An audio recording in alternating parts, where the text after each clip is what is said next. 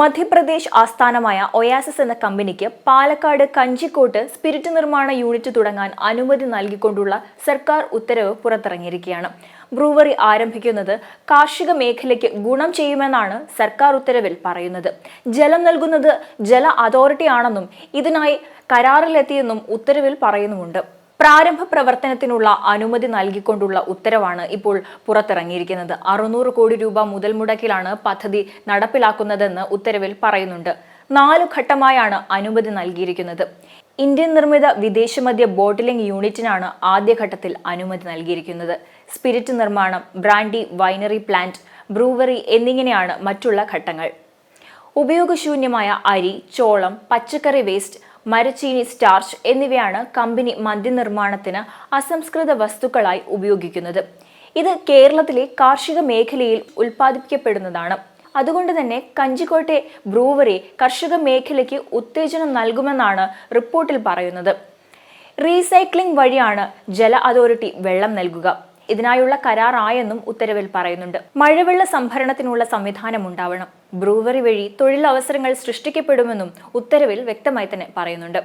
എന്നാൽ അതേസമയം തന്നെ പിണറായി സർക്കാരിനെ അഴിമതി ആരോപണത്തിന്റെ മുൾമുനയിൽ നിർത്തുകയാണ് ഇപ്പോഴത്തെ പാലക്കാട്ടെ കഞ്ചിക്കോട്ട് മദ്യനിർമ്മാണ യൂണിറ്റിന് അനുമതി നൽകിയ മന്ത്രിസഭാ തീരുമാനം.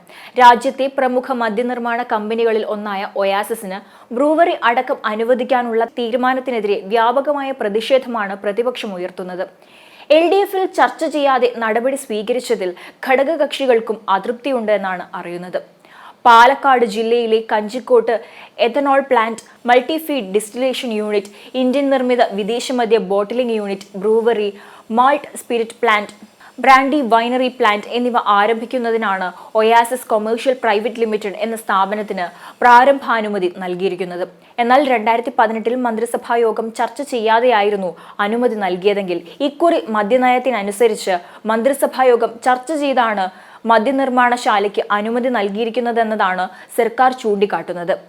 അതേസമയം ഒയാസിസ് കൊമേഴ്ഷ്യൽ പ്രൈവറ്റ് ലിമിറ്റഡ് എന്ന ഒരു കമ്പനിക്ക് മാത്രം എങ്ങനെ അനുമതി നൽകിയെന്നും ആ കമ്പനിയെ തിരഞ്ഞെടുത്തതിലെ മാനദണ്ഡങ്ങൾ എന്താണെന്നും സർക്കാർ പറയണമെന്നുമാണ് പ്രതിപക്ഷം ആവശ്യപ്പെട്ടിരിക്കുന്നത്. സംസ്ഥാനത്ത് കൂടുതൽ മദ്യനിർമ്മാണശാലകൾ അനുവദിക്കേണ്ടതില്ലെന്ന് 1999 നയനാർ മന്ത്രിസഭ തീരുമാനമെടുത്തതിനു ശേഷം കഴിഞ്ഞ 26 വർഷമായി ഈ നിലപാട് തന്നെയാണ് തുടർന്നു പോന്നിരുന്നത്. എന്നാൽ 2018 ഇത് മറികടന്ന് മന്ത്രിസഭയിൽ ചർച്ച ചെയ്യാതെ ഒരു ബ്രൂവറിയും 2 ബ്ലെൻഡിംഗ് യൂണിറ്റുകളും ആരംഭിക്കാൻ സർക്കാർ അനുമതി നൽകിയത് വിവാദത്തിന് ഇടയാക്കിയിരുന്നു. അഴിമതി ആരോപണം ഉയർന്നതിനെ തുടർന്ന് കരാർ റദ്ദാക്കുന്നതായി മുഖ്യമന്ത്രി പിണറായി വിജയൻ അറിയിക്കുകയായിരുന്നു. പ്രളയകാലത്ത് അനാവശ്യ വിവാദം ഒഴിവാക്കാനാണ് കരാർ റദ്ദാക്കിയതെന്ന വളരെ വിചിത്രമായൊരു വാദവുമാണ് അന്ന് മുഖ്യമന്ത്രി അറിയിച്ചതും. കൂടാതെ മന്ത്രിസഭായോഗം ചർച്ച ചെയ്യാതെ തീരുമാനമെടുത്തതിൽ CPI മന്ത്രിമാരും എതിർപ്പ് രേഖപ്പെടുത്തിയിരുന്നു.